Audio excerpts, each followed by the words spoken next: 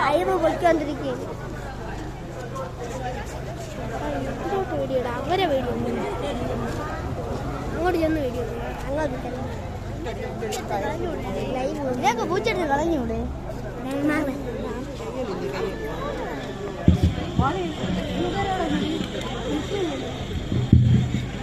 പ്രിയമുള്ളവരെ, ഏവർക്കും വിനീതമായ നമസ്കാരം. ഇവിടെ നിങ്ങൾ എല്ലാവരും ഞങ്ങൾക്ക് നൽകിയ ഈ സ്നേഹോഷ്മളമായ സ്വീകരണത്തിന് ഒരുപാട് നന്ദി അറിയിക്കുകയാണ്.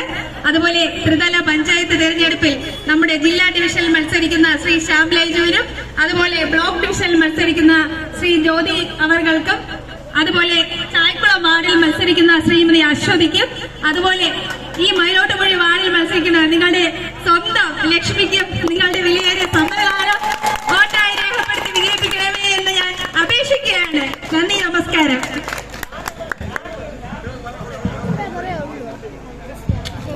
എല്ലാവർക്കും വിനീതമായ നമസ്കാരം.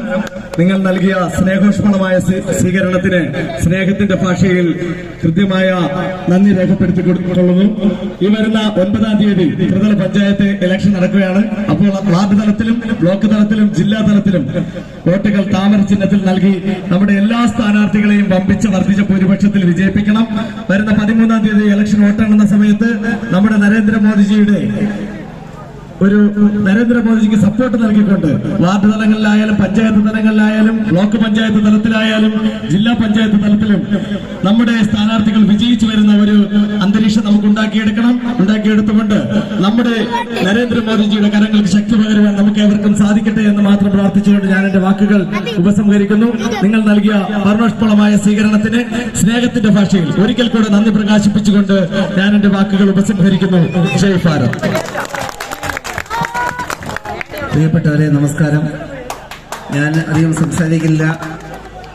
നമ്മൾക്ക് സ്ഥാനാർത്ഥി പര്യടനം ഇനിയും 1-2 വാർഡുകളിലൂടെ കടന്നു പോകേണ്ടതായിട്ടുണ്ട്.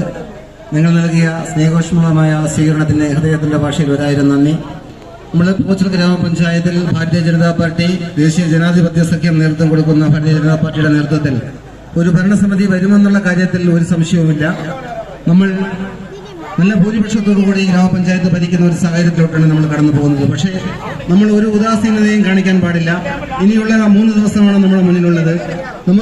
നമ്മൾ പ്രതീക്ഷിക്കുന്നത് പോലെ മയിലോട്ടുപുഴി വാർഡും ചായക്കുളം വാർഡും വീരണകാവും ഒക്കെ നമ്മുടെ പ്രദേശത്തുള്ള ഈ ബ്ലോക്ക് ഡിവിഷനിലുള്ള 8 വാർഡും വിജയിക്കുമെന്നാണ് എന്റെ പ്രതീക്ഷ. അതോടൊപ്പം ബ്ലോക്കും വിജയിക്കുമെന്ന് ഞാൻ പ്രതീക്ഷിക്കുന്നു.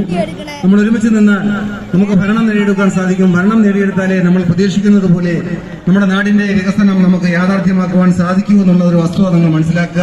അതിന് ഇനിയുള്ള ദിവസങ്ങളിൽ കഠിന പ്രയത്നം ചെയ്യുക. നിങ്ങൾ നൽകിയ സ്വീകരണത്തിന് ഹൃദയത്തിന്റെ ഭാഷ